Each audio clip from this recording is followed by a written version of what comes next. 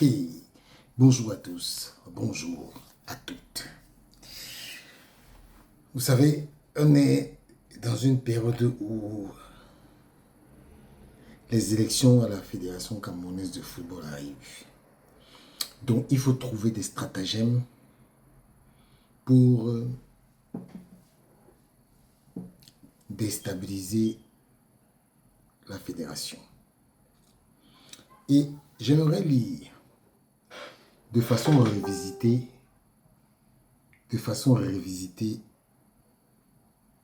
la déclaration du comité d'urgence de la FECAFOOT.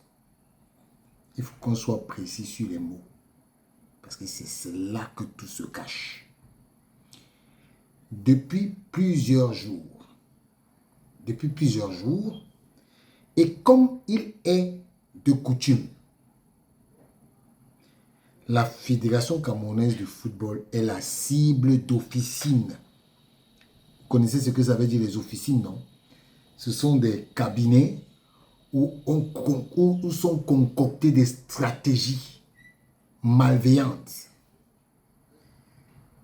Et dit bien, la FECAFOOT est la cible d'officines organisées ayant pour but de jeter le discrédit sur les différentes actions sur ces différentes actions. Les officines là, vous connaissez qui sont derrière les officines, non? On doit encore vous dire. Ou bien vous voulez qu'on parle d'eux? Pour le moment, je ne parle pas d'eux. Je les laisse d'abord sortir. Mais le moment venu, on va le dire chacun son nom. La diffamation,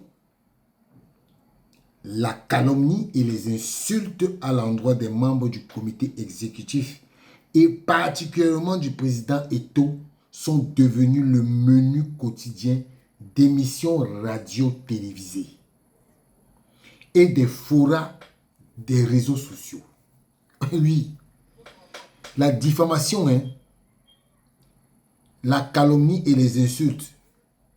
Moi particulièrement, je suis dans un groupe WhatsApp où Eto'o est traité de tous les mots, de tous les noms.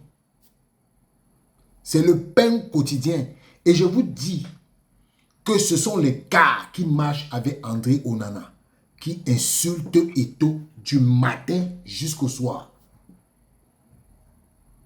Oui, le premier jour où leur affaire là est sortie, tout le monde criait voleur, voleur, voleur. Même Jean-Bruno Tani, il a traité Eto'o de voleur.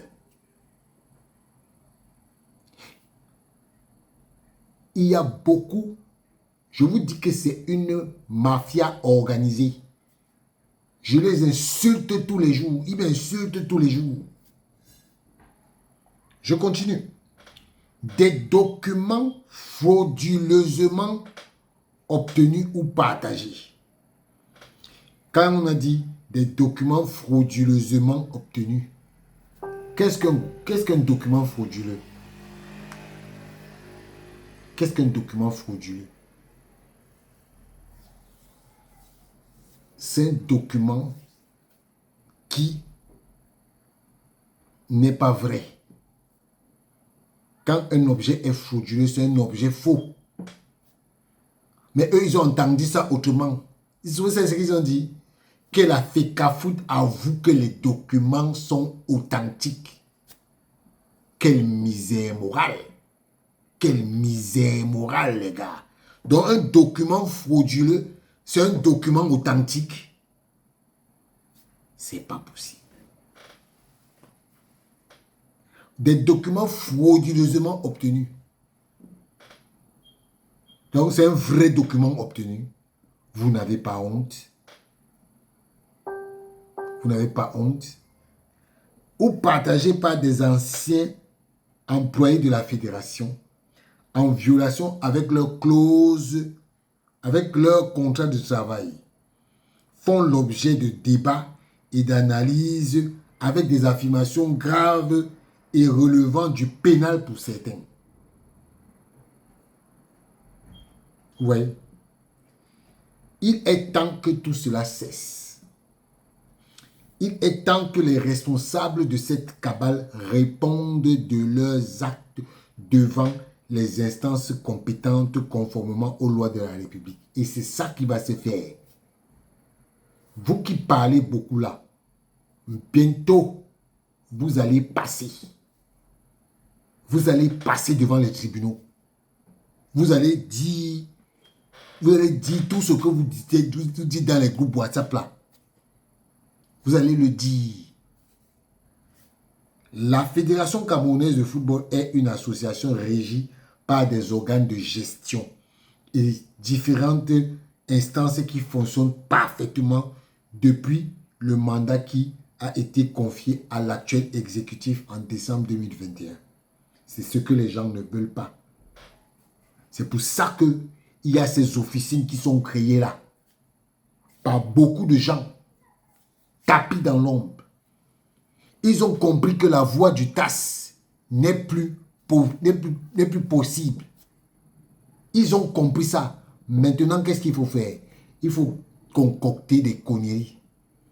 Ils ont dit que la prochaine étape, ils nous ont annoncé la prochaine étape. Vous voyez donc que ce sont des officines. Des audits sont régulièrement confiés à des cabinets réputés auxquels les membres de l'Assemblée générale, instance suprême de notre association, donnent les mandats. Des rapports sont faits conformément aux dispositions statutaires à chaque réunion du comité exécutif, instance de gestion de la fédération et à chaque assemblée générale. Toutes les décisions et actions prises ont toujours été débattues et convenues lors des sessions récurrentes des comités d'urgence composés des présidents de la fédération et reportés fidèlement au comité exécutif. Ce qu'elle dit est clair. Ce qu'ils disent est clair. Il est nécessaire de rappeler que les fonds propres de la fédération viennent de plusieurs sources: l'émission des licences, les contrats de sponsoring, les revenus des rencontres amicales, la billetterie des matchs, les subventions CAF et FIFA. Ces dernières font l'objet du contrôle et d'audit récurrents depuis bientôt 4 ans. La sincérité de l'emploi des subventions reçues a permis à la fédération d'être éligible à de nombreux programmes contribuant au développement de notre sport. C'est la preuve de la rigueur qui caractérise la gestion quotidienne de nos activités. La crédibilité de la gestion permet à la fédération de négocier des droits financiers lors des rencontres de nos sélections nationales avec d'autres équipes plus nanties. Ça fait partie des prérogatives de la fédération et des revenus possibles de celle-ci. Pour lever définitivement la polémique entretenue depuis quelques jours sur la gestion des fonds gérés par les rencontres amicales, il est important de dire que toutes les décisions pratiques de captation de ces sommes et de leur emploi ont été prises par l'ensemble des vice-présidents lors des comités d'urgence et après analyse des différentes situations, avec toujours à l'esprit la protection des intérêts de la fédération et l'émission des mandats nécessaires pour respecter les textes et règlements de notre association. Moi, je trouve même que la Fédération camerounaise de football, à ce niveau, nous a même trop respectés. Parce que ça là, on n'a pas besoin de savoir ça. Ce n'est pas,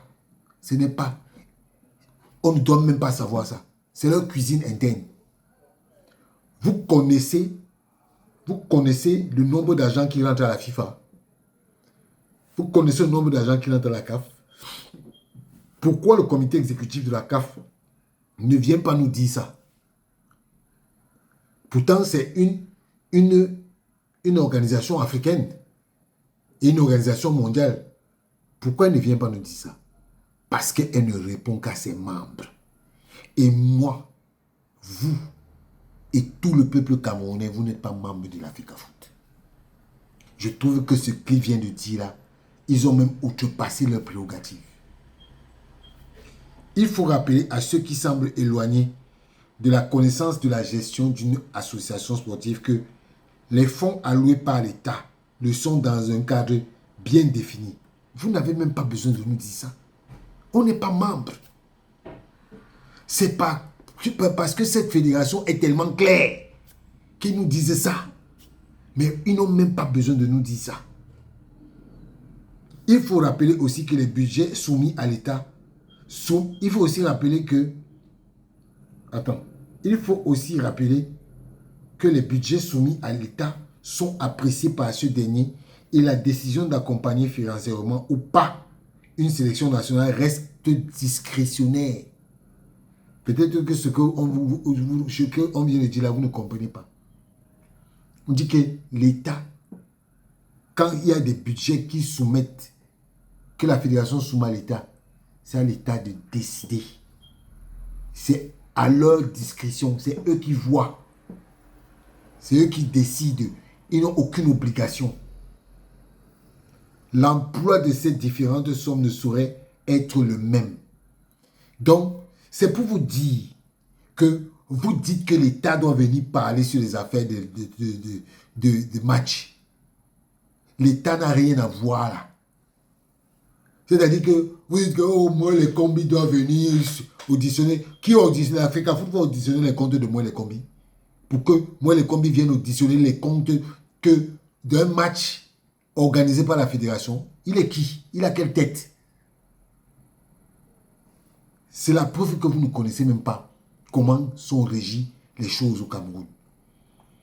C'est l'occasion une fois de plus de remercier le gouvernement avec à sa tête Monsieur le Président de la République, chef de l'État, qui, dans un contexte économique difficile, a toujours su mobiliser la ressource nécessaire pour nos sélections nationales.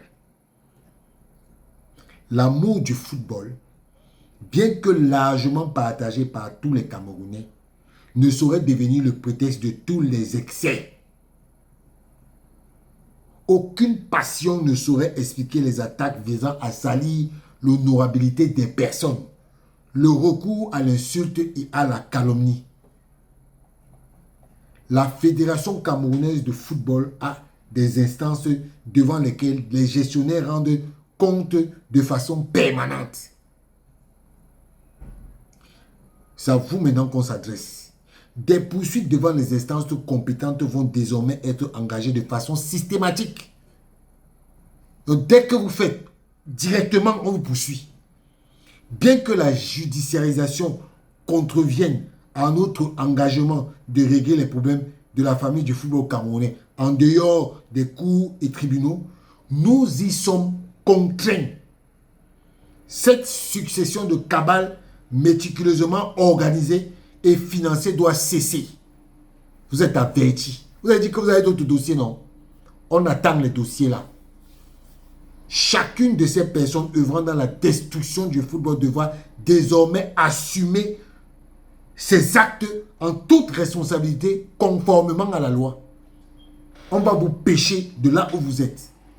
Vous avez dit que vous êtes fort, non? En vous remerciant de l'attention que vous avez accordée, vive le football, vive notre beau pays, le Cameroun. Signé Madame Céline Eko, Monsieur Abdul Karimou, Monsieur Jampi Atu et Bigacha Félix. Donc, vous êtes avertis désormais.